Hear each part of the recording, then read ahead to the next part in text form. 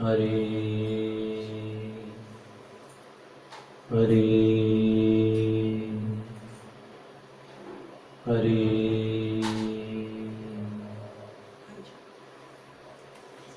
हरे कृष्ण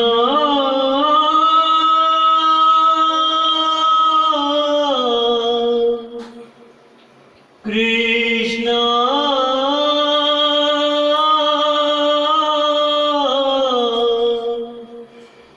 राधे कृष्ण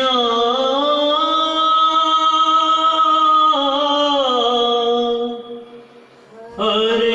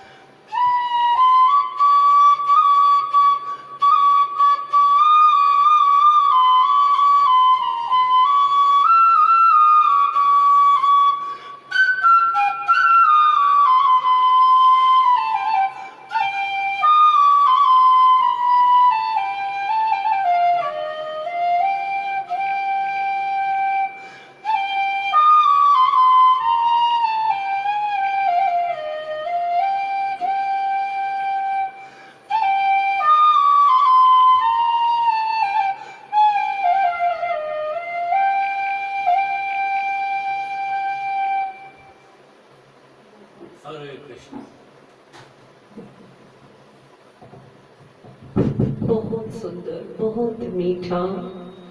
हरि भी आपकी बांसुरी में खो गए होंगे। बोल श्री बांके बिहारी लाल की जय, श्री गणपति महाराज की जय।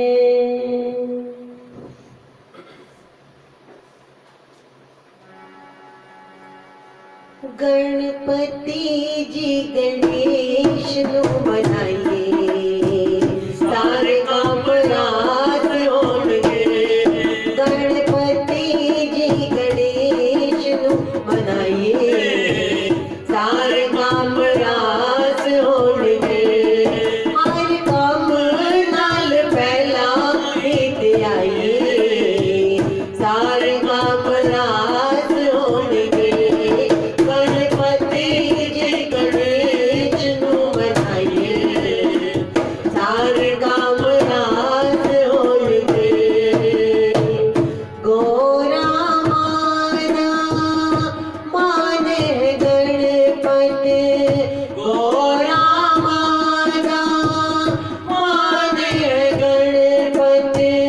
शिव जी दावर दान है गणपत, शिव जी दावर दान है गणपत। पहला कटुआ का भोग लगाइए, सारे काम रास होंगे।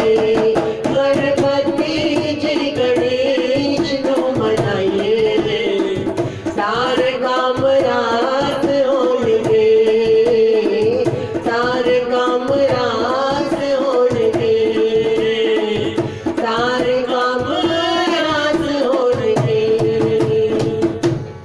बोल श्री गणपति महा महाराज की जय। श्री बांके बिहारी लाल की जय। भागवत भगवान की है आरती, पापियों को पाप से है तारती। श्री भागवत भगवान की है आरती, पापियों को पाप से है तारती। ये अमर ग्रंथ ये मुक्ति पंथ ये पंचम वेद निराला, नव ज्योति जगाने वाला। ये अमर ग्रंथ ये मुक्ति पंथ ये पंचम वेद निराला, नव ज्योति जगाने वाला। हरिधाम यही वरदान यही जग के मंगल की आरती, पापियों को पाप से है तारती। श्री भागवत भगवान की है आरती, पापियों को पाप से है तारती, पापियों को पाप से है तारती, पापियों को पाप से है तारती। बोल श्री बांके बिहारी लाल की जय।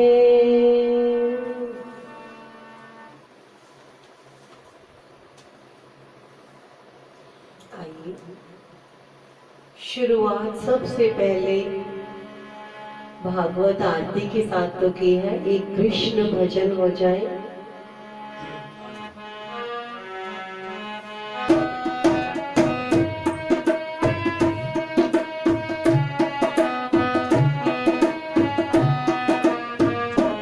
जिनके हृदय हरि नाम बसे, तिन और का नाम लियो न लियो। जिनके हृदय हरि नाम बसे,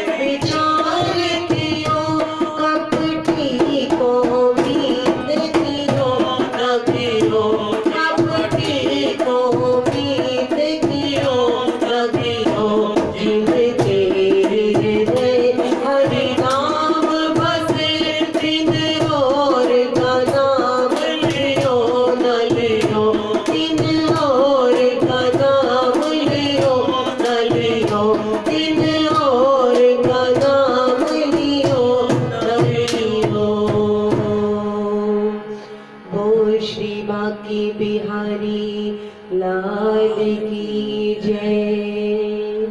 आज के इस पावन समय की जय। आज जैसा कि हरि कृपा से सबको ज्ञात है, आज शरद पूर्णिमा है और भगवान श्री वाल्मीकि जयंती है। वाल्मीकि जी की जयंती है, तो हम सब की तरफ से आप सबको शरद पूर्णिमा और भगवान वाल्मीकि जी की जयंती की हार्दिक शुभकामनाएं। बोल श्री बांके बिहारी लाल की जय। श्री सुखदेव जी के चरणों में नमन, हृदय से नमन प्रभु। जैसे आप हमें कथा का श्रवण करा रहे हैं, उसी प्रकार हम उसी मन से हम भी कथा का श्रवण करते रहे। बोल श्री बांके बिहारी लाल की जय।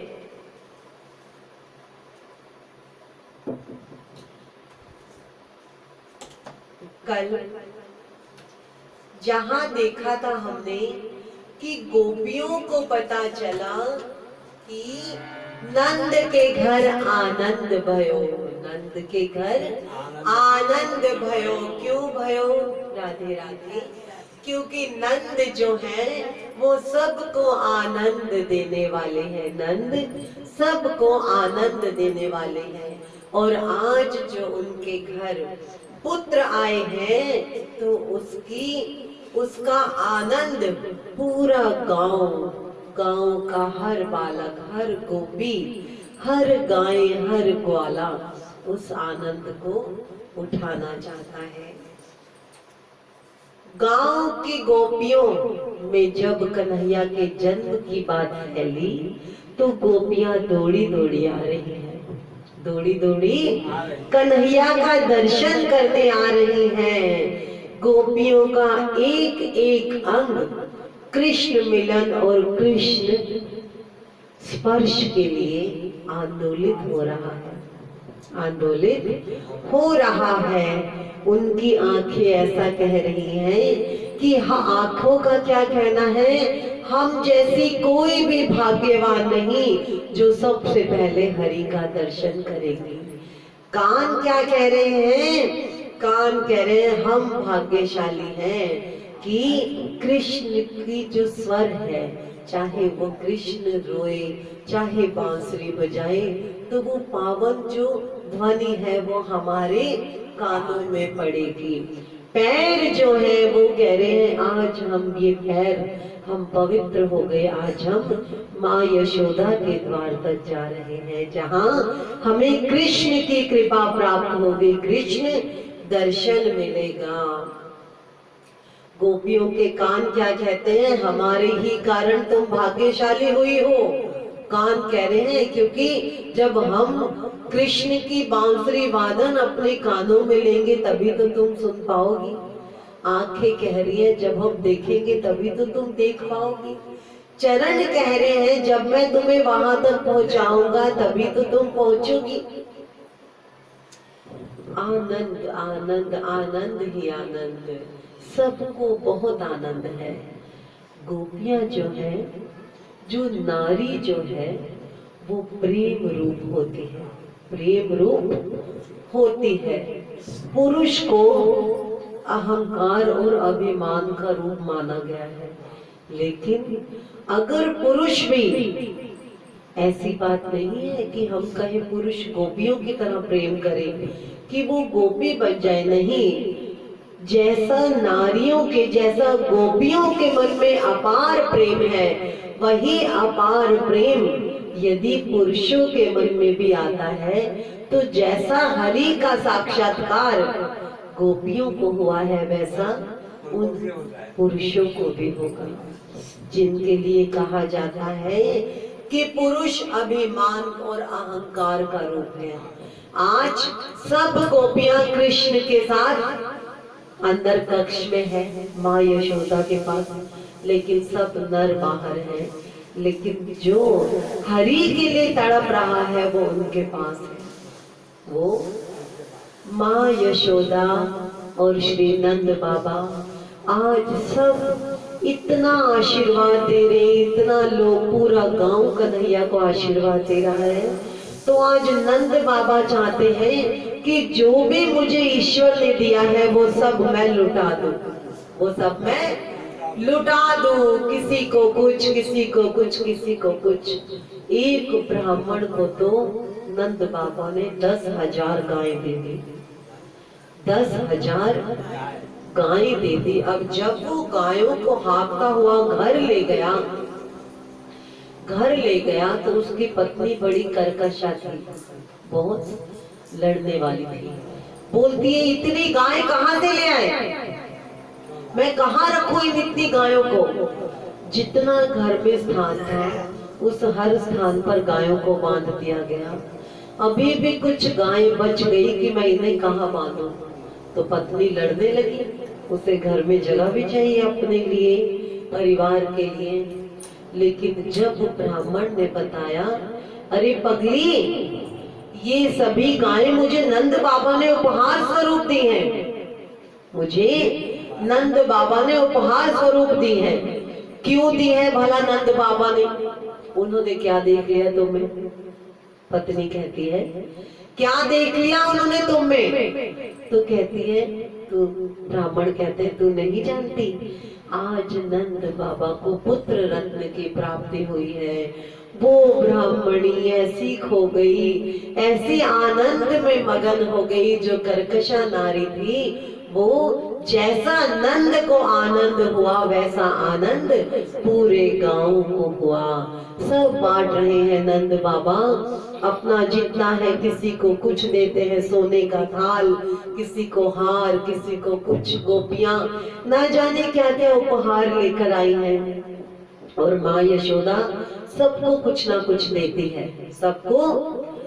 आजकल के वक्त में कहा जाए तो रिटर्न गिफ्ट, आजकल की भाषा में अगर हम समझें तो रिटर्न गिफ्ट। लेकिन वहां जो था, एक प्रेम भाव से माँ यशोदा कहती थी कि मुझे ईश्वर ने पुत्र दिया है, मुझे सब मिल गया। यशोदा को तो ईश्वर मिले थे, उसे अब इन सब वस्तुओं की क्या जरूरत है। लेकिन वो मन से उनको प्रेम से बांट रही थी, मन से प्रेम से बांट रही थी। प्रेम के वश अर्जुन रथ हाक्यो। इसी प्रकार माँ यशोदा के प्रेम के वश आज नारायण भी उनके द्वार पर आए हैं, उनके गोद में आए हैं, और उन्हें मातृत्व का बोध कराया। जहाँ वो 65 वर्ष की हो चुकी थी, अब तक माँ नहीं बनी थी। और नंद बाबा इतने भोले, नंद बाबा इतने भोले कि उन्हें नहीं पता क्या है। आप देखिए, आज इस सब के लिए, इस सबको जितना बड़ा उत्सव है, उत्सव का मतलब होता है उत माने ईश्वर, उत माने ईश्वर, और सब माने जो हमें मिला है, ईश्वर हमें जो मिला है। तो उसका, ईश्वर के मिलने का जो उत्सव मनाया जा रहा है, इस उत्सव में ना केवल गोकुल के लोग आए, अपितु देव, नारद ऋषि, समस्त ऋषिगण, हर कोई उस छोटे से नारायण को, छोटे से बालक को बालक के रूप में देखने के लिए आए हैं। और साथ में अपने ईश्वर को देखने के लिए कौन आए हैं? देखिए, शिव जी। कौन आए हैं? शिव जी। आज शिव चाहते हैं कि आज मैं अपने हरि का, अपने नारायण का दर्शन करूं। अब देखिए, जब इतनी भीड़ होगी तब शिव जी कैसे दर्शन कर पाएंगे? जब थोड़ी भीड़ छटने लगी, उत्सव चल रहा है पूरा दिन, जब थोड़ी भीड़ छटने लगी, लोग जाने लगे, तो एक सखी ने देखा, एक सेविका ने देखा कि बाहर कोई बड़े तेजस्वी ब्राह्मण आए हैं, बहुत तेजस्वी ब्राह्मण आए हैं।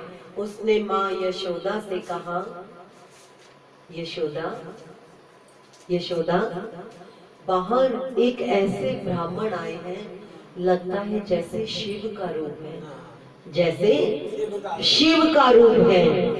वो हमारे कन्हैया की दर्शन करना चाहते हैं। तो क्या कहती है माँ, क्या कहती है सेविका को?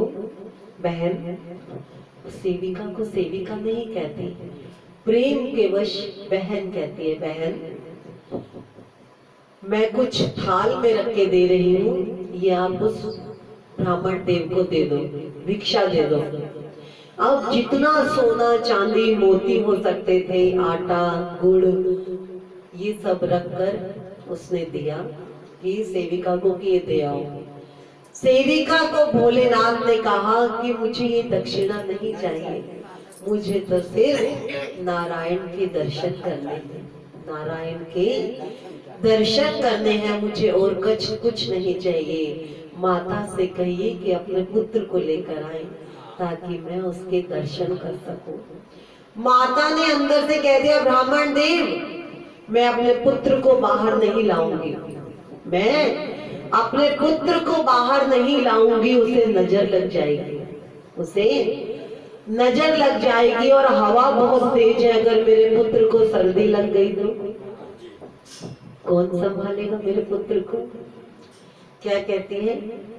नजर लग जाए ना जुलम होए जाए, नजर लग जाए ना जुलम होए जाए, दिखाऊं को नीलाट लो, नजर लग जाए, दिखाऊं को नीलाट लो, नजर लग जाए, नजर लग जाए ना जुलम भयो जाए, नजर लग जाए ना जुलम भयो जाए, दिखाऊं को नीलाट लो, नजर लग जाए, दिखाऊं को नीलाट लो, नजर लग जाए। जो ब्राह्मण आए हैं, जो शिव का रूप लेकर आए हैं नारायण के दर्शन करने के लिए, उनके पूरे, उन्होंने ब्राह्मण का रूप तो बनाया, लेकिन क्योंकि वो शिव हैं, उनके पूरे शरीर पर बभूत लगी है और गले में विषधर लिपटा हुआ है, अर्थात सांप लिपटा हुआ है। अब रूप तो बनाया, राधे राधे, प्रेम से कहेंगे राधे राधे। अब रूप तो बनाया भोलेनाथ ने ब्राह्मण का, लेकिन अपने गले में से नाग हटाना भूल गए, नाग हटाना भूल गए और आ गए आज नारायण का दर्शन करने। तो क्या कह रही है मैया? विषधर तेरे गले में लिपटे अंग बहुत रमाए, विषधर तेरे गले में लिपटे अंग बहुत रमाए, तेरे रूप को देख के जोगी, तेरे रूप को देख के जोगी, लाल मेरा डर जाए, हाँ लाल मेरा डर जाए, दिखाऊं को नीलाट लो, नजर लग जाए, दिखाऊं को नीलाट लो, नजर लग जाए, नजर लग जाए ना जुलम भयो जाए, नजर लग जाए ना जुलम होए जाए, दिखाऊं को नीलाट लो, नजर लग जाए, दिखाऊं को नीलाट लो, नजर लग जाए। सुन बातें मैया की भोले मंद मंद मुस्काए, सुन बातें मैया की भोले मंद मंद मुस्काए, जिससे सारा जगत है डरता, ओ जिससे सारा जगत है डरता, उसको कौन डराए, हाँ उसको कौन डराए, दिखाऊं को नीलाट लो, नजर लग जाए, दिखाऊं को नीलाट लो, नजर लग जाए, नजर लग जाए ना जुलम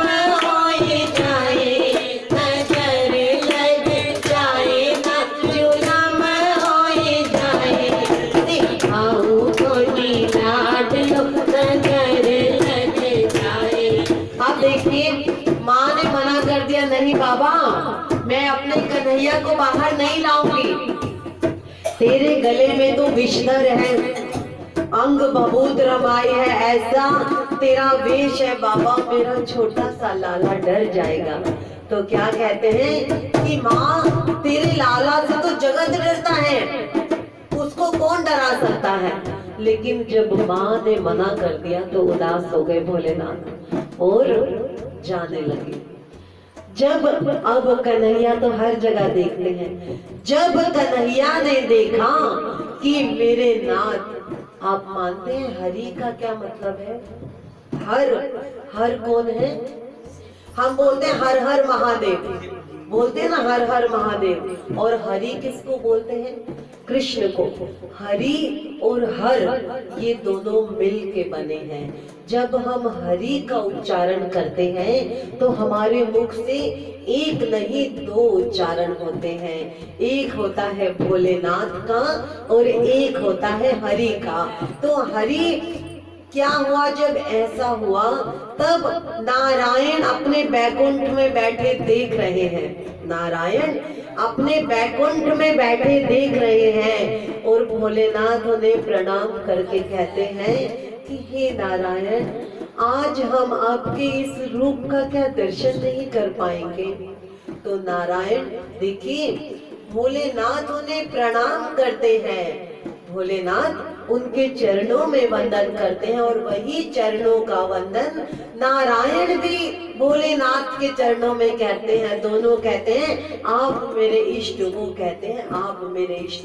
दोनों का नाम एक बन गया। हम हरि बोलते हैं तो हम भोलेनाथ को भी प्रणाम करते हैं और हरि को भी। तो अब कहते हैं नारायण कृपा कीजिए, खाली हाथ ना लौटाइए। तो नारायण कहते हैं प्रभु क्षमा करें, आज मैं अपने वश में नहीं, आज तो मैया जाने, आज तो मैया जाने, जैसा मैया चाहेंगे, आज मैं कुछ नहीं कर सकता, कोशिश कीजिए। नारायण कहते हैं कोशिश कीजिए, जरूर माँ दर्शन कराएंगे। और देखिए, हो दास शिव भोला शंभु अपने कदम बढ़ाए, जाने लगे। हो दास शिव भोला शंभु अपने कदम बढ़ाए, शिव को जाते देख कन्हैया, शिव को जाते देख कन्हैया रो रो कर चिल्लाए, हाँ रो रो कर चिल्लाए, दिखाऊं कोनी कांदड़ो नजर लग जाए, दिखाऊं कोनी कांदड़ो नजर लग जाए, नजर लग जाए ना जुलम हो जाए, नजर लग जाए ना जुलम भयो जाए, दिखाऊं कोनी काट लो नजर लग जाए। अब जब कन्हैया रोने लगा तो सेविका कहने लगी माँ यशोदा मैया, मैं आपसे कह रही हूँ कोई पहुंचा हुआ साधु लगता है, ले जा उसके पास, कुछ मुंह में बोल रहा है। अब वो जो मुंह में बोल रहे थे, अब वो तो अपने मन में नारायण से बात कर रहे थे। अब सामने वाले को लगा कि कोई मंत्र बोल रहे, माँ कोई पहुंचा हुआ, मैया कोई पहुंचा हुआ साधु लगता है, ले जा अपने कन्हैया को। मैया कहती है नहीं, ये जो कुछ बोल रहा है ना, ये मंत्र पढ़ रहा है, मेरे लाला को नजर लगा रहा है, ये मेरे लाला को नजर लगा रहा है। ना भाई, मैं ना लेके जाती। नंद लाल का रोना सुनकर बोली मात यशोदा, नंद लाल का रोना सुनकर बोली मात यशोदा, नजर लगा दी मेरे लाल को, नजर लगा दी मेरे लाल को, हाय हाय अब क्या होगा, हाय हाय हाय अब क्या होगा, दिखाओ कोनी कान नजर लग जाए, दिखाओ कोनी कान नजर लग। पूरनमासी बुआ आई, पूरनमासी बुआ कहती है यशोदा, मैंने तुझे कहा था ना तेरे घर लाला भयोगो, लाला आएगो, आयो ना, अब मैं तुझे कह रही हूँ, जा ले जा। साधु बहुत पहुंचा साधु है, तेरे लाल को बहुत आशीर्वाद देगा। और वो देगा, वो तुझसे लेने नहीं आया, वो तो तेरे लाल के दर्शन करने आया है। पूर्णमासी बुआ, मेरा लाल बहुत रो रहा है, वो कुछ मंत्र बोल रहा था। पूर्णमासी बुआ कहती नहीं, अरे पगली कब मानेगी तू, वो तो तेरे लाल को चाहने के लिए, तेरे लाल से मिलने की प्रार्थना कर रहा है। अब क्या बोली, इतना सुनकर माते यशोदा मोहन को ले आई। इतना सुनकर माते यशोदा मोहन को ले आई। दर्शन किए हरि के शिव ने, दर्शन किए हरि के शिव ने, राजी खुशी मनाई। हाँ राजी खुशी मनाई। दिखाओ कोने लाड नजर लग जाए। दिखाओ कोने लाड नजर लग जाए। दिखाओ कोने लाड नजर लग। और जब देखिए, अब जब माँ ले आई गोदी में, माँ ले आई, बड़े प्रसन्न हो गए, हृदय प्रसन्न हो गया। अब चाहते हैं और मन में कहते हैं, बात कर रहे हैं बैकुंठ में, देख रहे छोटे बालक को है, हे नारायण, क्या ऐसा नहीं हो सकता, मैं आपके इसी बाल रूप को एक बार गले लगा सकूं, एक बार गोदी उठा सकूं। तो नारायण की आंखों में आंसू आ गए। नारायण की आंखों में, जो बैकुंठ में बैठे हैं, और वो कहते हैं, हाथ जोड़ दिए, कुछ बोले, क्योंकि कई बातें ऐसी होती हैं जिनके लिए शब्द नहीं होते, क्योंकि वो इतना आभार होता है कि उस आभार को हम शब्दों में व्यक्त नहीं कर पाते। कई बार वो आंसू ही सब जवाब दे जाते हैं। तो माँ से कहा, यशोदा मैया, तेरा लाल राजाओं का राजा जुग जुग जीवे। माँ, तू मेरे लिए इस बालक को लेके आई, क्या एक बार मुझे गोदी में दे सकती है? ना प्रभु, बड़ी मुश्किल से, कितनी तेज हवा चल रही है बाहर, तो मैं ले आई, अब गोदी में ले लूंगी, गोदी में ले दूंगी प्रभु, इतना आप मुझे माफ करो। पूर्णमासी बुआ के कहने से यहाँ तक ले आई।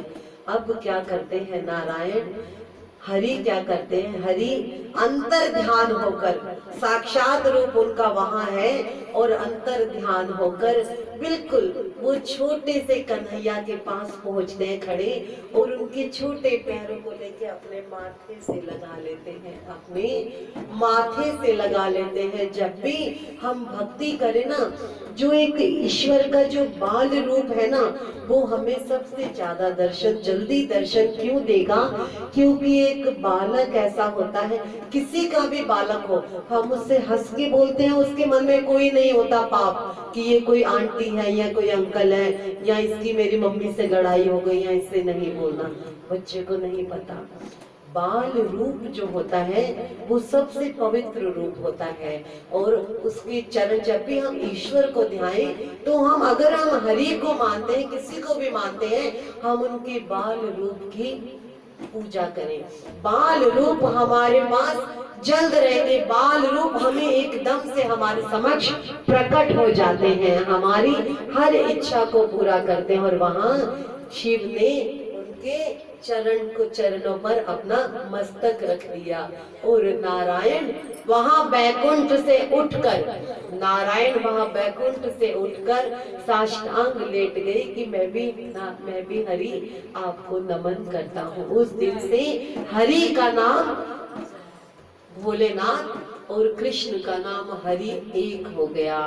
तब से, उस दिन से आज भी नंद गांव के पास, नंद बाबा का जो गांव है, वहां पर आश्वेश्वर महादेव का मंदिर है।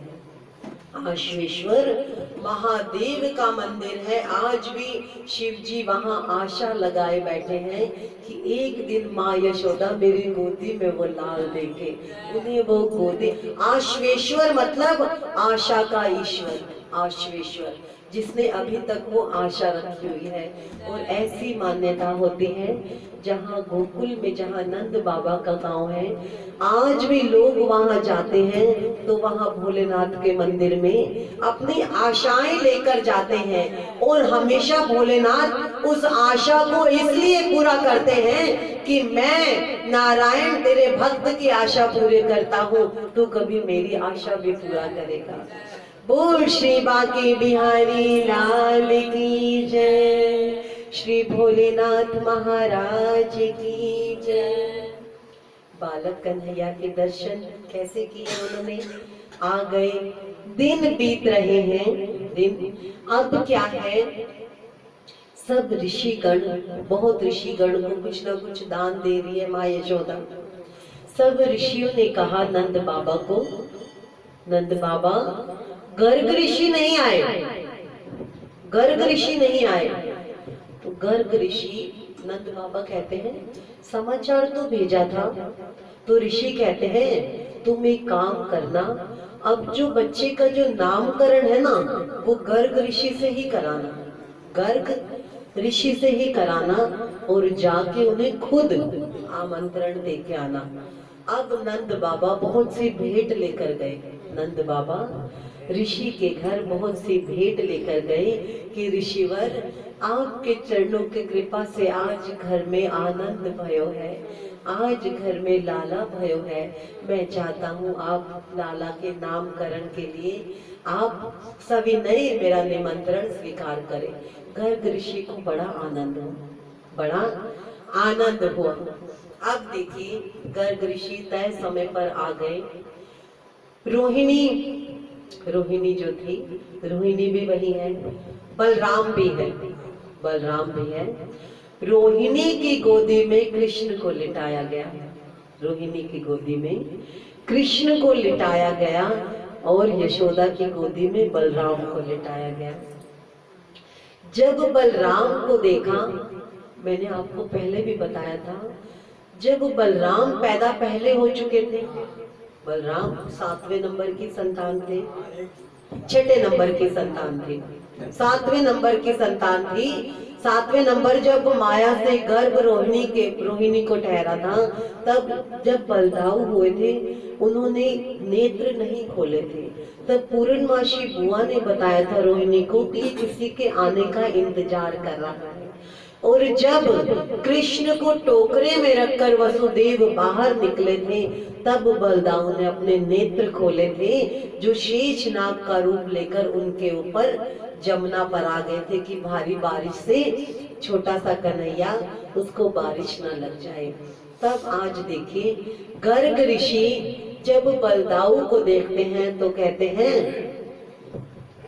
ये बलवान बनेगा, ये बलवान बनेगा, बलवान, बल बुद्धि होगी इसमें, तो इसका नाम बलराम। और जो कृष्ण को देखा तो नंद बाबा को कहते हैं, नंद बाबा ये तेरा कन्हैया पल पल अपने रंग बदलता है, पल पल अपने रंग बदलता है, पल पल, तो इसका नाम हम कन्हैया रखते हैं। क्या रखते हैं? कन्हैया। कलुआ, कभी काला नजर आता है, कभी सांवला, तो कहते हैं नंद बाबा इसके अनेकों नाम होंगे, अनेकों नाम होंगे। तो सब कन्हैया कन्हैया कहने लगे। अब जब जाने लगे तब नंद बाबा ने कहा आज आप जाइएगा ना, आज आप यहीं विश्राम कीजिए, मैं आपके भोजन की व्यवस्था करवाता हूँ। माँ यशोदा से कहा, यशोदा ऋषिवर के लिए भोजन पकाया जाए। तो ऋषि कहते हैं मैया देवी, मैं अपना भोजन स्वयं बनाता हूँ, हम ऋषिगण अपना भोजन स्वयं बनाकर स्वयं खाते हैं। तो माँ कहती है कोई बात नहीं प्रभु, मैं आपको चूल्हा दे देती हूँ। सोने की थाल निकाल दी, सोने की थाल निकाल दी, पतीला निकाल दिया, चावल और दूध दे दिया, चावल और दूध, चीनी, शक्कर जो भी थी। गर्ग ऋषि स्नान करने गए, जमुना पर स्नान करके आए और बड़े प्रेम से ईश्वर का नाम लेते हुए खीर चढ़ा दी, बनाने के लिए खीर चढ़ा दी। और जब बन गई सोने की थाली में जब हम कोई सामान डालते हैं गरम खाना, तो वो एकदम से ठंडा हो जाता है कि उसको कर सके, भोजन कर सके। अब जब खीर डाली गर्ग ऋषि ने, आके हाथ जोड़ के, जब भी हम भोजन करते हैं तो हम कहते हैं ना ईश्वर आइए, गर्ग ऋषि कहने लगे त्वदीयम वस्तु, मतलब आपने वस्तु दी है, तुभ्यमेव समर्पय, तुझे ही समर्पित है, मैं तो देने वाला कोई नहीं है प्रभु, आप जो मुझे देते हैं वही जो आपने मुझे दिया है वो मैं आपको समर्पित करता हूँ। त्वदीयम वस्तु तुभ्यमेव समर्पये, त्वदीयम वस्तु तुभ्यमेव समर्पये, ऐसा कह के आंखें बंद करके बैठे हैं। अब बाहर कन्हैया अपनी माँ की गोदी में खेल रहा है, उनके कानों में आवाज आ रही है त्वदीयम वस्तु गोविंद तुभ्यमेव समर्पये, त्वदीयम वस्तु गोविंद तुभ्यमेव समर्पये। कन्हैया अपनी गोदी में से उठ गया। छोटा सा कन्हैया आज नामकरण हुआ है, जैसे कि बच्चा सोने का नाटक करने लगा और माँ ने लिटा दिया, माँ अपने काम में लग गई। कन्हैया वहां से उठकर, कन्हैया किसी ने उसे नहीं देखा, वहां से उठकर और आंखें बंद करके गर्ग ऋषि बैठे हैं कि ईश्वर आइए भोग लगाइए। कन्हैया सारी खीर खा गए, कन्हैया सारी खीर खा गए, सारी खीर खा गए। अब जब लास्ट का कोर खाने लगे, लास्ट का चाट रहे थे, थाली चाट रहे थे, तब गर्ग ऋषि ने आंखें खोली, बहुत देर से भोग लगा लिया होगा, उसको देख के कहते अरे तूने मेरा सारा प्रसाद खा लिया, कैसे आ गया तू यहाँ? गर्ग ऋषि तो वो कहते हैं गर्ग ऋषि को, आपने तो मुझे बुलाया है, आप बार बार मुझे बुला रहे हो तो मैं आऊंगी ना भोग लगाने। जब गर्ग ऋषि डांट रहे थे, मां ने सोचा क्या हुआ, कोई बात हुई है, कोई गलती हो गई, कुछ चाहिए ऋषिवर को। ऋषिवर के पास आई, ऋषिवर क्या हुआ, देख तेरे लाला ने मेरी खीर का क्या किया, सब खीर खा गया, सारा थाली गंदी कर दी, सब नुकसान कर दिया मेरा। तो लाला को कहने लगे तू यहाँ कैसे आया, मैं तो तुझे सुला के आई थी, तू यहाँ कैसे आया? अब लाला कुछ ना कहे, बोले कैसे, छोटा सा लाला है, उसे उठा के फिर ले आई। कहते ऋषिवर मैं आपको फिर से सामान देती हूँ, मैं बर्तन साफ कर देती हूँ, आप एक बार फिर बना लीजिए। अब ऋषि दोबारा जमुना पे स्नान करने गए, फिर से खीर बनाई, फिर से खीर बनाई, फिर कहे जब बन गई त्वदीयम वस्तु तुभ्यमेव समर्पये, त्वदीयम वस्तु तुभ्यमेव समर्पये। अब फिर ऐसा हुआ कि कन्हैया खीर खा गए। तीसरी बार जब माँ यशोदा ने दिया, उनको गर्ग ऋषि को भोजन दिया बनाने के लिए, खीर बनाने के लिए, अब माँ यशोदा ने कहा अब मैं इसे छोड़ूंगी नहीं, अपने पास ही रखूंगी, आप आराम से खाइए, आप आराम से खाइए, अब लाला आपको परेशान नहीं करेगा। लाला माँ की गोदी में जब दूसरी बार के बाद गया तो वो गोदी में ही सो गया, गोदी में ही सो गया। तब तक खीर बनाने में टाइम लग जाता, तो माँ ने कहा शुक्र अब तो सो गया, अब काफी देर सोया रहेगा, थक भी गया। अब जब खीर बन गई तीसरी बार, जब गर्ग ऋषि ने कहा त्वदीयम वस्तु तुभ्यमेव समर्पये, हे कमलापति, हे नारायण, आपने जो प्रसाद दिया है आइए ग्रहण कीजिए। और फिर तीसरी बार कन्हैया वहां। अब कन्हैया ने कहा ऋषि को परेशान नहीं करूंगा, ऋषि को परेशान नहीं करूंगा, और ऋषि के समीप जाके बैठ गए थाली के पास। और अब जब ऋषि ने नेत्र खोले तब वहां उन्होंने, छोटे से कन्हैया ने नारायण रूप का गर्ग ऋषि को दर्शन दिया। गर्ग ऋषि कांप गए, गर्ग ऋषि कांप गए कि हे प्रभु आप। तो गर्ग ऋषि को नारायण ने कहा कि मैं कन्हैया माँ यशोदा की यहाँ आया हूँ, तुमने मुझे बुलाया, मैं ही तो भोग लगा रहा था।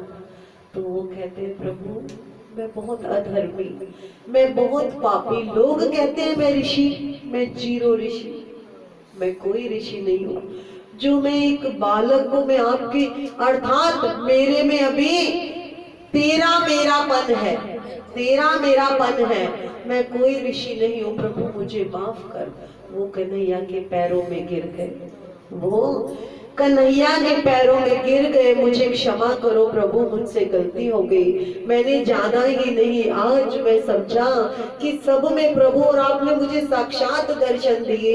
आज गर्ग ऋषि ने अपने हाथ से खीर खिलाई, उन्हें अपने हाथ से खीर खिलाई। तो कहते हैं छोटे से बालक, नारायण रूप जब बात होगी, छोटे से बालक बन गए। तो गर्ग ऋषि कहते हैं प्रभु क्या मेरी गोद में आप एक बार आ सकते हैं? क्या मेरी गोद में, क्या इस गोद को ऐसा सौभाग्य प्राप्त हो सकता है? मैं अपने नारायण को, आपने माँ यशोदा को ये इतना, उनको इतना कृतार्थ किया, क्या आप मुझे कृतार्थ कर सकते हो? नारायण छोटे से कन्हैया उठ के गर्ग ऋषि की घुटने पर आकर बैठ गए। अब गर्ग ऋषि ने ऐसे पकड़ा है, एक और गर्ग ऋषि उनको खिलाते हैं और कन्हैया एक और गर्ग ऋषि को आज खिलाते हैं। देखिए वाह, बोल श्री बांके बिहारी लाल की जय। माँ यशोदा आ गई। माँ यशोदा देख रही हैं कि गोद में बैठा है कन्हैया गर्ग ऋषि के। ऋषिवर क्षमा करना, ये फिर आ गया। तो कहते हैं नहीं यशोदा, मुझे माफ कर, तेरा कन्हैया तो नारायण स्वरूप है।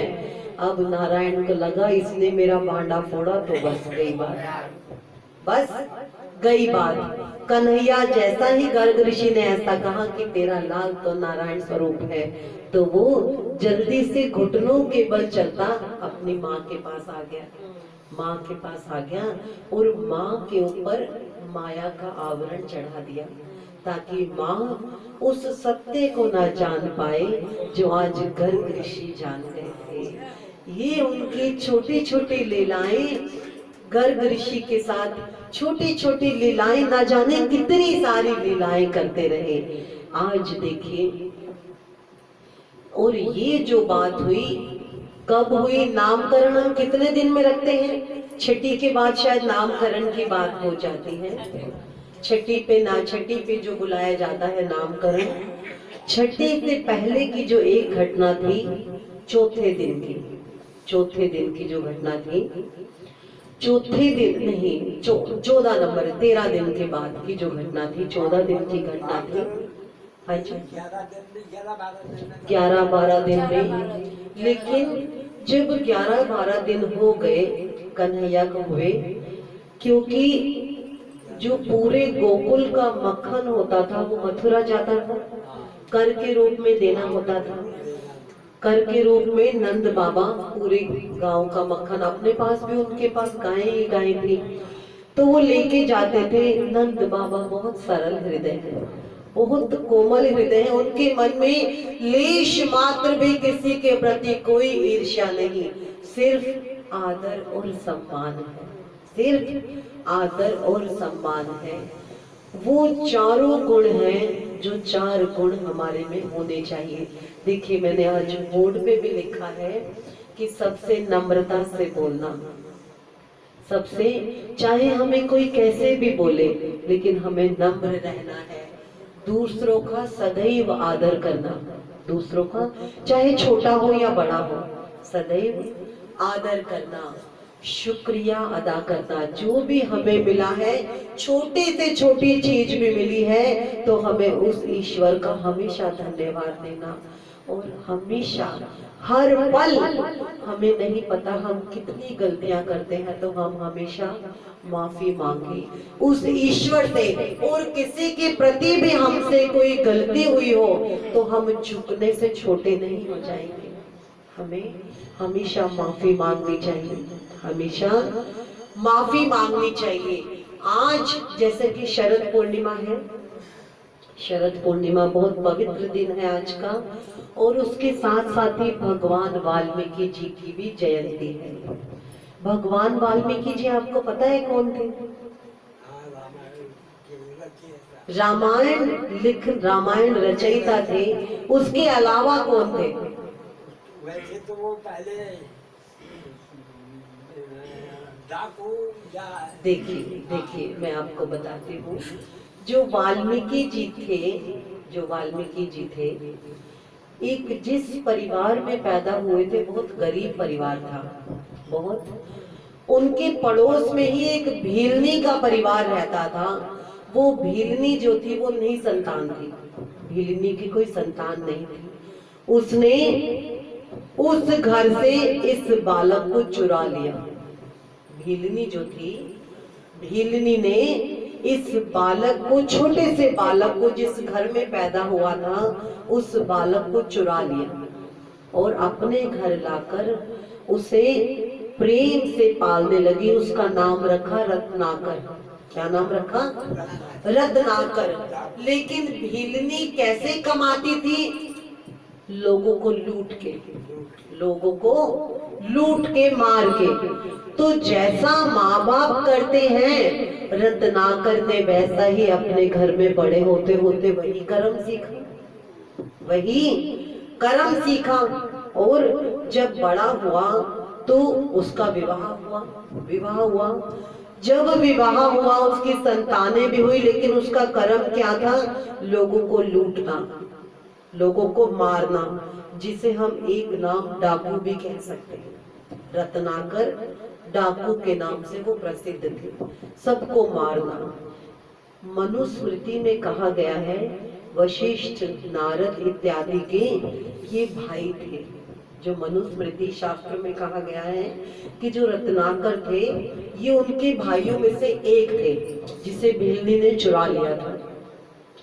अब जब ऐसा करने लगे, लूटपाट से करने लगे, एक बार नारद ऋषि कई सारे ऋषियों के साथ जंगल में से जा रहे थे, जंगल में से जा रहे थे। अब नीति थी, रत्नाकर का काम था कि कुछ लूटूं तो घर लेके जाऊं, परिवार चलाना है, कुछ पैसा मिलेगा, कुछ खाना खजाना, कुछ सोना चांदी मिलेगा। अब ऋषियों के पास कुछ तो मिलेगा। जब उसने ऋषियों की टोली देखी तो एकदम से उनके ऊपर हमला बोल दिया। ऋषियों की, कुछ ऋषियों को मार भी दिया। जो नारद ऋषि थे उन्होंने उसे कहा, रुको पुत्र, ये किसके लिए करते हो तुम? ये पाप किसके लिए करते हो? किस लिए करते हो? तो रत्नाकर ने कहा, ऋषि, मेरा परिवार है, मेरे 4 बच्चे हैं, मेरी पत्नी है। अगर मैं कुछ नहीं करूंगा, मैं कुछ नहीं करूंगा तो उन्हें भोजन कहां से मिलेगा? तो कहते हैं क्या यही काम करके, ये पाप करके तो कमाएगा अपने परिवार के लिए? कितना बड़ा पापी हो गया तू। तो कहते हैं मेरा तो यही धर्म है, मैं तो यही करूंगा। कहते हैं ऋषि, जब ऋषि हमें कोई संत मिलते हैं ना, हम कहते हैं जब संत मिलन हो जाए तब हृदय सदैव हरि गुण गाए। कहते हैं ना हम, तब हमें सब में हरि दिखते हैं। ऋषि उसके भले के लिए ही उस वक्त आए हो, ईश्वर की यही कामना होगी। ऋषि उसे कहते हैं, पुत्र, जो तू पाप करता है उसकी सजा तुझे अकेले भोगनी होगी। आज तू पाप से कमा के अपने परिवार को खिला रहा है, क्या इस पाप का भागीदार तेरे बच्चे या पत्नी होगी? तो वो कहता है क्यों नहीं, वो मुझसे बड़ा प्रेम करते हैं, दिन भर मैं उन्हीं के लिए तो लूटपाट करता हूँ। तो नारद ऋषि कहते हैं जा अपने परिवार से पूछ गया। तो रत्नाकर कहता है, वाह बेटा, मेरे को भेजना चाहता है, जाओ और तुम गायब यहाँ से, तुम गायब। तो नारद कहते हैं नहीं, अगर तुझे लगता है ना कि हम यहाँ से चले जाएंगे तो तू हम सब ऋषियों को, जितने तूने जीवित छोड़े हैं, हम सबको तू पेड़ से बांध जा, हम सबको तू पेड़ से बांध जा और अपने परिवार से पूछ के आई हो कि जो मैं करता हूँ, क्या अगर मैं पाप करता हूँ, कैसी भी मैं कमाई करता हूँ, जब मुझे सजा मिलेगी क्या तुम मेरा साथ दोगे? क्या तुम इस अवस्था में मेरा साथ दोगे? तब रत्नाकर अपने घर गया, रत्नाकर अपने घर गया।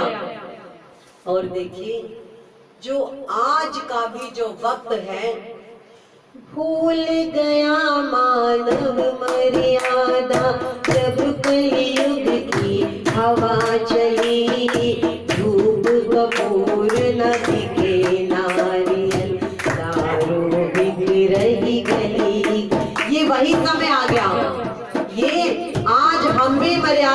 गए। आज हम हर कोई ऐसा मौका ढूंढते हैं जिस उससे हम कैसे भी हो अपने परिवार का पालन करें। क्या उसमें श्रद्धा रह गई? कहाँ रह गई? भूल गया मानव मर्यादा जब कलयुग की हवा चली। धूप कपूर न बिके नारियल चारों बिखरही गली गली। धूप कपूर न बिके नारियल चारों बिखरही गली गली। मर्यादा न करे बड़ों की दारू पिए भरे चिल में। रामायण गीता ना बाजे दिल से देख रहे फिल्में। मर्यादा न करे बड़ों की दारू पिए भरे चिल में। रामायण गीता ना बाजे दिल से देख रहे फिल्में। साची बात लगे हृदय में साची बात लगे हृदय में। सबसे कह रहे बात भरी। धूप कपूर न बिके नारियल दारू बिक रही गली गली। है ना आजकल का समय बिल्कुल यही समय कि हम अपना कुछ वक्त यहाँ सत्संग में ना निकाल के हम सोचते हैं हम कुछ और कर लेंगे। हम ऐसा हमारे मन में कई बार कुछ कार्य भी ऐसे आ जाते हैं जिन्हें करना भी, लेकिन ये सचमुच कलयुग है। और ये वही रत्नाकर उसी युग में जी रहा जिसका काम था सिर्फ लोगों को लूटना, लोगों को लूट के अपने परिवार को चलाना। मात पिता की से कौन ऋषि कह रहे, मात पिता की सेवा कर लो स्वर्ग मिले प्रभु कह रहे। सत्य वचन है ये ईश्वर के उन पे ध्यान नहीं दे रहे। मात पिता की सेवा कर लो स्वर्ग मिले प्रभु कह रहे। उनपे सत्य वचन है ये ईश्वर पे उन पे ध्यान नहीं दे रहे। ध्यान दे रहे वहाँ जहाँ पर ध्यान दे रहे वहाँ जहाँ पर नट नारी की कमर हिले। धूप कपूर बिके नारियल दारू बिक रही गली गली। धूप कपूर न बिके नारियल दारू बिक रही गली गली। भूल गया मानव मर्यादा जब कलयुग की हवा चली। धूप कपूर न बिके नारियल दारू बिक रही गली गली। जब ऋषिवर ने रत्नाकर को समझाया, अब रत्नाकर ने समस्त ऋषियों को पेड़ से बांध दिया, पेड़ से बांध दिया और अपने घर आया। देवी तुमसे एक बात पूछूं, बच्चों को बुलाओ। अब बच्चों को बुलाए, जी पिताजी तुम्हें पता है मैं कैसे कमा के लाता हूँ? तुम्हें पता है? हाँ पिताजी, कभी इसको मारा, कभी उसको मारा, कभी इसका खून, कभी उसका खून, कभी इसको लूटा, कभी उसको लूटा। तो बेटा ये पाप है या धर्म है? पाप है पिताजी, पाप है पिताजी। तो बेटा जो इसकी मुझे सजा मिलेगी, देवी तुम भी बताओ, देवी जो मुझे इसकी सजा मिलेगी तुम लोग मेरे साथ तो रहोगे? क्या कहती है? दिमाग फिर गया तेरा? अपने आदमी को कहती है दिमाग फिर गया तेरा? पति का कर्तव्य है परिवार को चलाना, अब तू कैसे भी खिलाए, हमें क्या पता तू कैसे पैसा लाता है। तू धर्म से लाए चाहे अधर्म से, हमें तो भाई रोटी से मतलब है। अब रत्नाकर ने कहा, तू देवी बस ये बात बता कि जब मुझे ईश्वर सजा देंगे, जैसे तू आज मेरे साथ है तब भी खड़ी होगी ना? कहती क्यों खड़ी होंगी, मैंने मारा है किसी को? तू ही तो मारता है। बच्चे कहते हैं पिताजी हम कहते हैं मार के लाओ, कुछ और काम करके लाओ। रत्नाकर को लगा कि मैं इतने वक्त से अपने परिवार को पाल रहा हूँ, क्या यही प्रेम है इनका? क्या ये प्रेम है?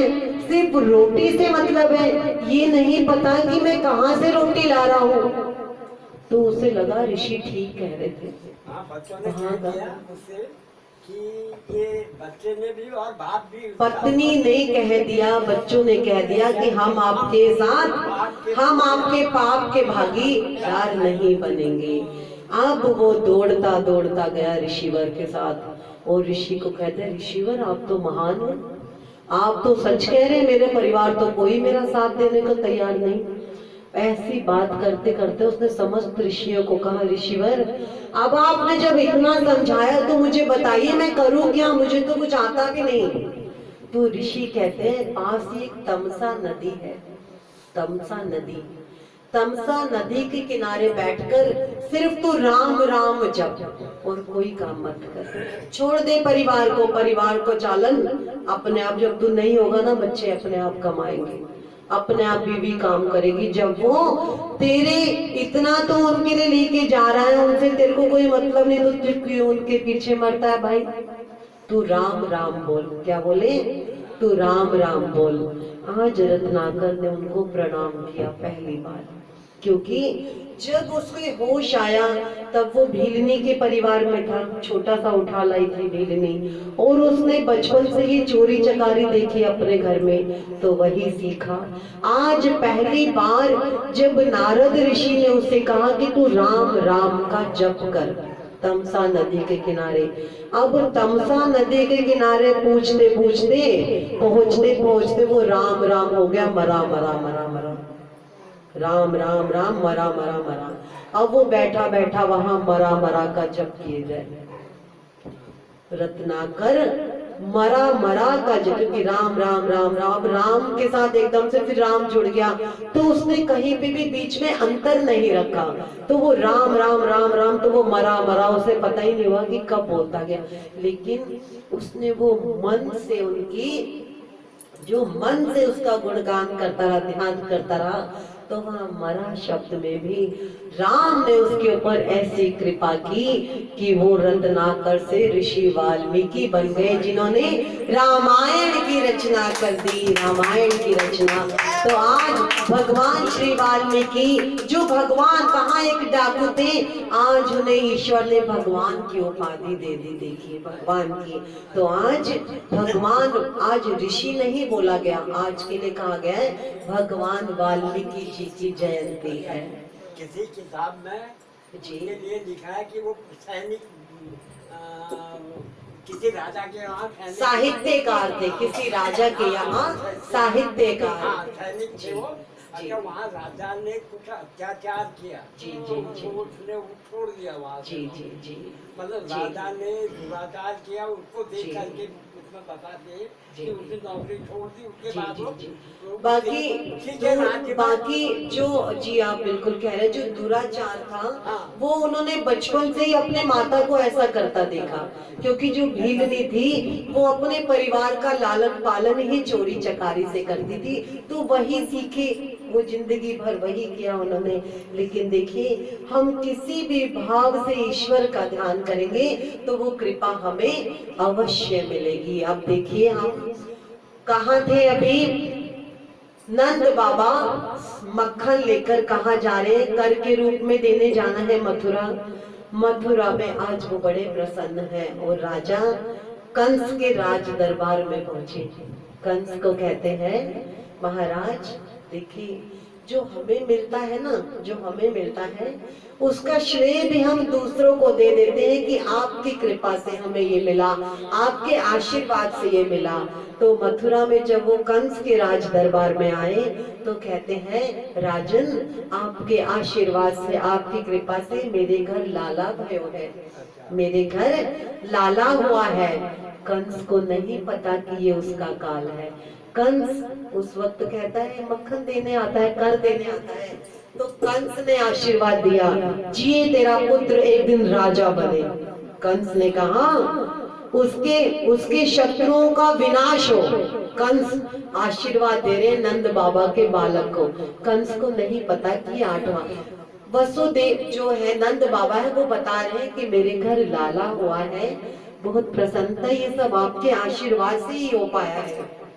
तो आज कंस कह रहा है बड़ी खुशी हुई ये जानकर, आशीर्वाद देता हूँ तेरे लाला को, जिए खूब जिए, राजा बने, उसके जो शत्रु है उनका विनाश हो।